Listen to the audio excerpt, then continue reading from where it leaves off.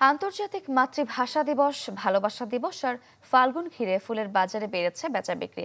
দর্শক, এ নিয়ে আরো খবর জানাতে ঝিনাইদহ থেকে সরাসরি যুক্ত হচ্ছেন সহকর্মী সাদ্দাম হোসেন।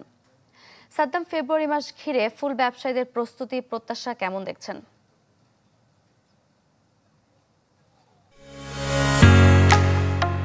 ঢালাইয়ের সেরা প্রিমিয়ার সিমেন্ট। আসলে সামনেই কিন্তু বিশ্ব ভালোবাসা দিবস, পহেলা ফাল্গুন, আন্তর্জাতিক মাতৃভাষা দিবস।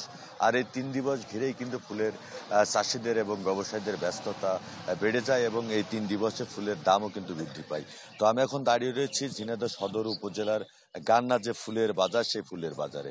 আসলে এই বাজারে সব থেকে বেশি গাঁদা ফুল আমদানি হয়ে থাকে। আর এই ঝিনাইদহ জেলা জুড়ে গাঁদা ফুলের আবাদটাও বেশি হয় এবং এটি কিন্তু বাংলাদেশের বিভিন্ন জেলায় এখান থেকে কিন্তু ব্যবসায়ীরা পৌঁছে দিয়ে থাকেন।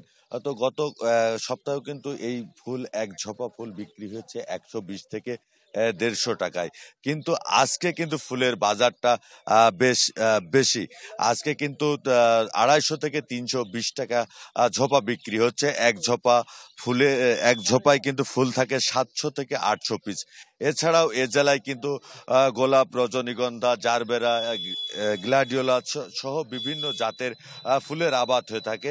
জেলা কৃষি সম্প্রসারণ অধিদপ্তরের তথ্য মতে এ জেলায় 212 হেক্টর জমিতে কিন্তু এবার ফুলের আবাদ হয়েছে।